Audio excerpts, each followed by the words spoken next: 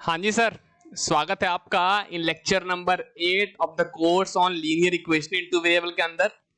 इस particular lecture के अंदर हम डिस्कस करने वाले हैं एक और मेथड के बारे में जिसका हम यूज करते हैं for solving simultaneous system of equations. हमने लेक्चर नंबर 5, 6, 7 ये तीनों लेक्चर के अंदर डिस्कशन करा है about the method to solve linear equation, जिसके अंदर हमने पहला मेथड जो है वो डिस्कस किया था अबाउट सब्स्टिट्यूशन मेथड। तो जिसने भी सब्स्टिट्यूशन मेथड नहीं देखा है ना, कैसे सॉल्व करते हैं सब्स्टिट्यूशन मेथड का यूज करके क्वेश्चंस को, तो लेक्चर नंबर 5, लेक्चर नंबर 6 और लेक्चर नंबर 7 जरूर देखें। इस चैनल के ऊपर ऑलरेडी वो अपलोडेड है। इस पर्टिकुलर लेक्चर के अंदर हम डिस्कस करने वाले हैं about the elimination method to solve the simultaneous system of linear equation.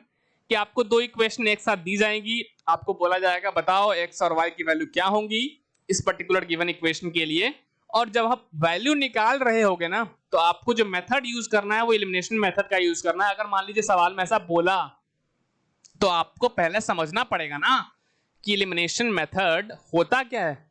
तो आज हम सीखने वाले हैं वही कि एलिमिनेशन मेथड होता क्या है, इसके अंदर हम जो है वो कैसे स्टेप्स लेते हैं क्वेश्चंस को सॉल्व करने के लिए। तो एलिमिनेशन मेथड की अगर हम बात करें तो जैसा कि आपको पता ही है कि एलिमिनेशन मेथड होता क्या है। एलिमिनेशन मेथड होता है क्वेश्चंस को सॉल्व करने के लिए, है ना, जो कि दो इक्वेशन दे जाएगी आपको, उसको सॉल्व करने का एक मेथड है। और क्या, इसमें और कुछ बताने लायक है नहीं। जो दूसरी चीज है आपके पास, है ना, जो दूसरी जो चीज है मैं उसकी बात कर लेता हूं थोड़ा सा। अरे भैया इंक आ जाओ, इंक ही नहीं आ रहा यार। आया, चलिए ठीक है। तो एलिमिनेशन मेथड की अगर हम बात करें तो ये एक मेथड तो है ही, है ना। एलिमिनेशन मेथड की अगर हम बात करें तो ये क्या है, this is a method to solve what, to solve simultaneous system of equation, ठीक है ना, बिल्कुल। और जो दूसरी बात है कि करते क्या है इसके अंदर, मैं वो बोलता हूं पहले, और क्वेश्चन के माध्यम से हम समझेंगे कि कैसे यूज करते हैं। करते यह हैं कि आपके पास linear equation in two variable दिया रहेगा, है ना, linear equation in two variable दिया रहेगा। आपको यूजुअल तौर पे वो वेरिएबल x और y दिखते हैं। तो आपको क्या करना है कि किसी भी एक वेरिएबल, है ना, को आपने मन बनाया कि मैं तो इसको तोप से उड़ा दूंगा। तोप से उड़ा दूंगा का मतलब यह है कि आप चाहते हैं कि उस पर्टिकुलर वेरिएबल को इक्वेशन में मैं दिखने ही नहीं लूं। तो या तो आप y को तोप से उड़ाना चाहेंगे या फिर आप x को तोप से उड़ाना चाहेंगे। तो आप तोप से किसको उड़ाना चाहते हैं ना, ये डिसीजन पूरी तरह से आपके ऊपर है ना, कि आप x वाले वेरिएबल को निपटाना चाहते हैं या फिर y वाले वेरिएबल को निपटाना चाहते हैं। ये सारा का सारा डिसीजन आपके ऊपर है। तो मान लिया कि आपने डिसाइड किया कि चलो ठीक है, हम किसको उड़ाएंगे, x को उड़ाएंगे या y को उड़ाएंगे। अब उड़ाने के लिए क्या क्या कर सकते हैं ना, मेथड बोलिए या फिर स्टेप्स बोल सकते हैं। स्टेप्स टू, है ना, इलिमिनेट, उड़ाने को ही हम बोल रहे हैं, इलिमिनेट करना, है ना, इलिमिनेट अ वेरिएबल। कैसे, मान लिया कि आपने मन बना लिया है कि चलो ठीक है x को उड़ाते हैं या फिर y को उड़ाते हैं। ये पूरी तरह से आपके ऊपर डिपेंड करता है किसको उड़ाना चाहते हैं आप। तो आप क्या करना है, आपको करना ये है कि पहले तो आपको ये बता ना, पहले आपको ये श्योर करना है कि दोनों का कोफिशिएंट सेम हो जाए। दोनों का कोफिशिएंट किसको बोल रहे हो, अरे भैया आपके पास दो इक्वेशन होगा, इक्वेशन 1 एंड इक्वेशन 2, इसको सॉल्व करने के लिए दिया होगा ना। तो आप जिसको भी उड़ाना चाहते हैं उसके कोफिशिएंट को इक्वेशन 1 के अंदर और इक्वेशन 2 के अंदर को पहले आपको सेम बनाना है। सेम बनाने के बाद आप देख लीजिए कि ऐड करने से फायदा हो रहा है। मतलब अगर आप दोनों इक्वेशन को ऐड करोगे तो अगर आपको ऐसा दिख रहा है कि ऐड करने से एक वेरिएबल एलिमिनेट हो जा रहा है जो हमने डिसाइड किया था, अगर ऐड करने से काम नहीं बन रहा है तो सब्ट्रैक्ट कर देना, है ना। अगर कोफिशिएंट सेम है तो ऐड या सब्ट्रैक्ट किसी न किसी काम से तो फायदा हो ही जाएगा। अच्छा, अब सवाल ये उठता है कि आपने जो बोला कि कोफिशिएंट को सेम बनाना है, तो कोफिशिएंट को सेम कैसे बना, है ना। कोफिशिएंट जो है आपका, है ना, जिसको उड़ाना चाहते हो जिस वेरिएबल को, उसका कोफिशिएंट सेम बनाना है। तो कोफिशिएंट सेम बनाने के लिए आप क्या क्या कर सकते हैं, तो आपको मल्टीप्लाई करना है ना, मल्टीप्लाई बाय अ कांस्टेंट। कि आपको ये पता होना चाहिए कि आप किसी भी एक गिवन इक्वेशन को किसी भी एक पर्टिकुलर कांस्टेंट से मल्टीप्लाई कर सकते हैं, इसमें कोई भी गलती वाली बात नहीं है, कोई मिस्टेक नहीं है उसके अंदर। आप चाहें तो किसी भी गिवन इक्वेशन को किसी एक पर्टिकुलर कांस्टेंट से मल्टीप्लाई कर सकते हैं, ये आपको पता होना चाहिए। अगर ये आपको पता है तो आप सीधा आप सवाल के ऊपर आइए, देखिए हम कैसे एलिमिनेट करते हैं किसी भी एक वेरिएबल को, और वहां से आप सीखिए, क्योंकि सवाल जो है वो बेस्ट वे होते हैं आपको सिखाने के लिए। तो आइए सवाल के ऊपर चलते हैं आपके साथ, है ना। तो सवाल पहला जो है आपके स्क्रीन के ऊपर ये रहा। पहला सवाल है, तो मैं बिना किसी पॉज किए हुए ना, मैं बिना किसी है ना ब्रेक के सीधा सॉल्विंग के ऊपर आता हूं। कैसे सॉल्व करते हैं सीखना आप यहां से। सवाल यह है कि solve for x and y by using elimination method, कि एलिमिनेशन मेथड का यूज करके आपको दोनों वेरिएबल की वैल्यूज निकालनी है, एक्स की और वाई की। तो करे क्या, तो अगर आप गौर से देखें तो इक्वेशन आपके सामने क्या है, x plus y is equal to 3 है ना, बिल्कुल। और दूसरा इक्वेशन क्या है, 4x माइनस का 3y is equal to 26। Oh my God. अब क्या करें, आपको बोला है भैया मेरे एलिमिनेशन मेथड का ही यूज करना है आपको सॉल्व करते दौरान। तो एलिमिनेशन मेथड में मैंने आपको सिखाया कि आपको पहले ये डिसाइड करना है कि किसको एलिमिनेट करना है, किसको तोप से उड़ाना है। तो चलो आप डिसाइड करो। तो मैं क्या करने जा रहा हूं, मैंने देखा है ना, मैंने x को देखा, मैंने y को देखा, मैंने यहाँ पे x देखा, यहाँ पे y देखा, तो मैंने बोला चलो ठीक है y को एलिमिनेट करते हैं। तो अगर मैं y को एलिमिनेट करना चाहता हूं तो दूसरा स्टेप यह है कि जिसको भी एलिमिनेट करना चाहते हो तुम, उसके कोफिशिएंट को दोनों इक्वेशन में सेम बनाओ। तो हमने बोला कि अच्छा मैंने y को एलिमिनेट करना चाहा है, तो y का ऊपर में कोफिशिएंट कितना है 1 और नीचे में कितना है, वैसे तो -3 है, बट आप ऊपर ऊपर लेके चलना है ना कि कितना से मल्टीप्लाइड है। तो अगर गौर से देखोगे साइन छोड़ दो अगर, तो यहाँ पे 3 दिख रहा है, यहाँ पे 1 है। तो पहले तो 3 है ना, अगर दूसरे में 3 है तो पहले में भी 3 बना लो। पहले वाले में 3 कैसे बनाओगे कोफिशिएंट, तो कोफिशिएंट अगर आपको सेम करना होता तो आप कैसे सेम करते हैं, बाय मल्टीप्लाइंग अ कांस्टेंट। तो हमने क्या बोला, इक्वेशन 1 में मैं 3 से मल्टीप्लाई कर रहा हूं, मल्टीप्लाइंग इक्वेशन 1 बाय 3, ठीक है ना। अगर आपको ये लाइन जो है वो दिख रहा है तो आप उसको मैनेज कर लेना ना, क्योंकि उसको इरेज करने में थोड़ा बहुत टाइम जाता है सर, तो वो थोड़ा टाइम अपने पास है नहीं, तो आप जो है वो मैनेज कर लेना इसको। तो हमने क्या बोला कि अच्छा चूंकि हमें y का कोफिशिएंट सेम बनाना है, तो हमने पहले इक्वेशन में 3 से मल्टीप्लाई कर दिया। 3x plus 3y is equal to 9 हो जाएगा, क्योंकि x में जब 3 से मल्टीप्लाई करोगे 3x, y में 3 से तो 3y, और 3 में मल्टीप्लाई करोगे तो 9। ये गलती मत करना कि केवल y में मल्टीप्लाई कर दिया और बाकी में नहीं किया, वो गड़बड़ हो जाएगा आपको फिर। तो ये जो इक्वेशन है उसको मैंने मान लिया 3। अच्छा, क्या आपको दिख रहा है कि यहाँ पे कोफिशिएंट है ना, y के आगे 3 लगा हुआ है, यहाँ पे भी y के आगे 3 लगा हुआ है। हाँ, अब अगर गौर से देखो तो उसके बाद आपको डिसाइड, तीसरा स्टेप क्या था कि अगर आपने कोफिशिएंट सेम बना लिया तो ये ऐड करके या फिर सब्ट्रैक्ट करके आपको फायदा हो रहा होगा। तो अगर आप देखें तो यहाँ पे प्लस का 3y है और इस इक्वेशन में माइनस का 3y है, तो अगर ऐड कर दूं तो कैंसिल हो जाएगा ना, तो ऐड करने से फायदा हो रहा था, मैंने ऐड कर दिया। तो मैंने बोला कि adding equation number what, equation number 2 and 3, इसको ऐड करना है आपको।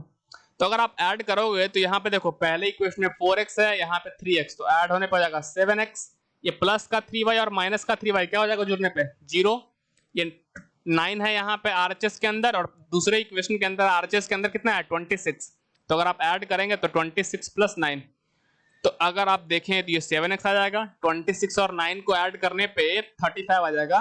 तो अगर आप x की वैल्यू निकालने जाएं तो 35 डिवाइड बाई 7 कैंसिल होने पर कितना आ गया, x की वैल्यू 5। और आपको तो ये पता है ना, सब्स्टिट्यूशन मेथड जब आपने सीखा था तो मैंने आपको बताया था कि अगर एक वेरिएबल की वैल्यू मिल जाए तो उस वेरिएबल की वैल्यू को किसी भी इक्वेशन में पुट कर दो तो आपकी दूसरे वेरिएबल की वैल्यू मिल जाएगी। तो ये ऑलरेडी हमने स्टेप डिस्कस कर रखा है, तो इसमें कुछ नया नहीं है।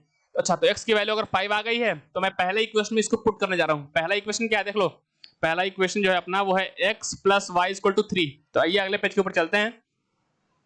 तो पहला जो इक्वेशन है अपने पास वो है x plus y equal to 3। तो x की वैल्यू चूंकि हमने निकाल ली है 5, तो मैंने यहाँ पर रख दिया।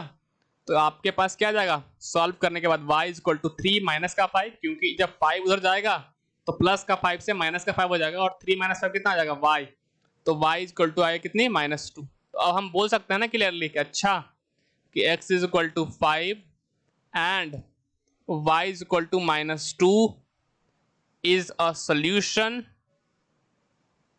Of what is the solution of given equation. ठीक है, तो चलते हैं अगले सवाल के ऊपर। सवाल यह है कि solve for x and y using what, using elimination method, कि एक्स और वाई का यूज है ना, सॉल्व करना है एक्स और वाई के लिए। तो अगर आप गौर से देखें तो यहाँ पे इक्वेशन कौन कौन से हैं, 3x माइनस 5y है ना, अगर ढंग से लिखोगे तो इक्वल टू 19 लिख सकते हैं इसको, पहला इक्वेशन को, और दूसरा जो है वो माइनस का 7x प्लस का 3y और प्लस 1 इक्वल टू क्या है 0। सबसे पहला स्टेप आपको क्या करना है, एलिमिनेशन मेथड का यूज करके उन्होंने बोला है कि सॉल्व करो। तो पहला स्टेप आपको पास ये आना चाहिए, किसको तोप से उड़ाना है।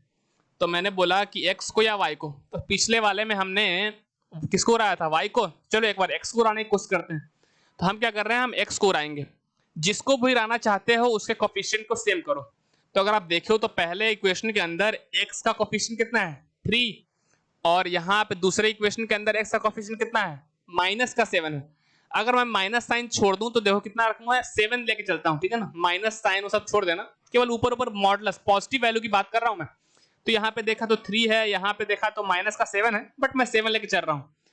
तो जब भी ऐसा हो तो आप क्या करते हैं, आप सेम बनाने के लिए पहले इक्वेशन के अंदर क्या करोगे आप, तो हमने बताया था आपको, अगर आपको नहीं पता है तो मैं बताता हूँ अभी फिर से, कि जब कभी भी ऐसा हो कि पहले इक्वेशन के अंदर भी कोफिशिएंट अलग हो, दूसरे के अंदर भी कोफिशिएंट अलग हो, तो कोफिशिएंट सेम कैसे बनाना है।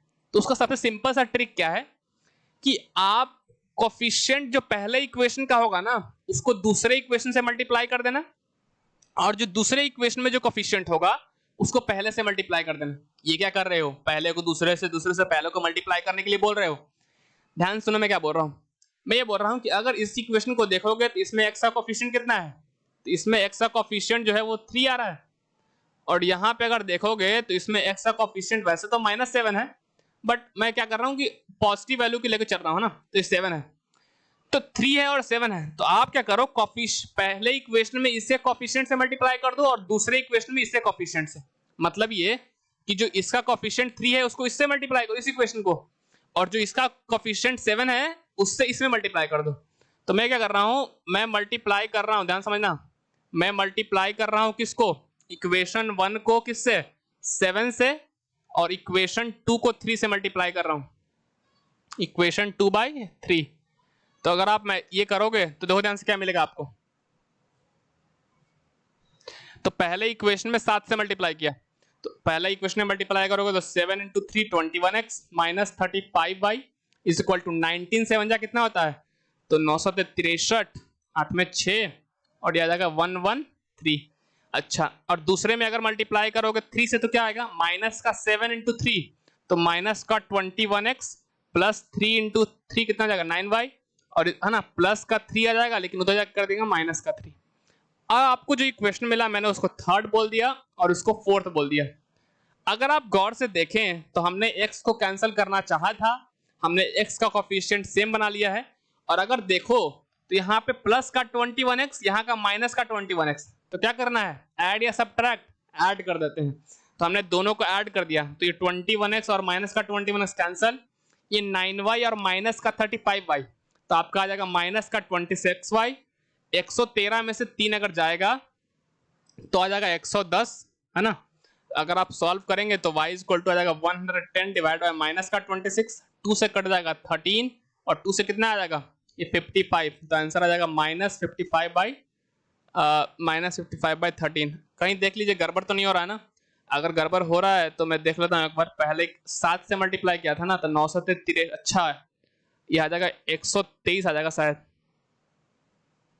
एक मिनट, क्या 123 आएगा क्या, पहले मैं अगर 7 से मल्टीप्लाई करूंगा तो 19 से 1 जा कर लेता हूं एक बार, 963 में 6, 133 आ रहा है। अच्छा, तो अगर 133 आ रहा है तो ये सब्ट्रैक्ट में कितना आ जाएगा 130 आ जाएगा, और जब 26 से मल्टीप्लाई करोगे हाँ तो ये 130 कैंसिल होने पर कितना आ जाएगा, एक मिनट में सॉल्व कर लेता हूँ यहाँ पे। तो आप देख लीजिएगा कैलकुलेशन में, प्लस का 130 अपॉन कितना है माइनस का 26, तो कैंसिल करने पे आ जाएगा माइनस का 5, और चूंकि y -5 आ गया है, हाँ ये कैलकुलेशन का बस एरर था, कोई दिक्कत वाली बात नहीं है। आप ठीक से करेंगे तो ये 130 आ जाएगा, डिवाइड करने पे -5 आ जाएगा। अब क्या करना है, किसी इक्वेशन में पुट कर दो, तो मैं क्या कर रहा हूँ, पहले मैं पुट कर रहा हूँ, तो जब -5 रखोगे किसकी वैल्यू, y की वैल्यू, तो क्या आ जाएगा 3x = 19, माइनस का 25 तो 3x इज इक्वल टू आ जाएगा -6, सॉल्व करने पे -2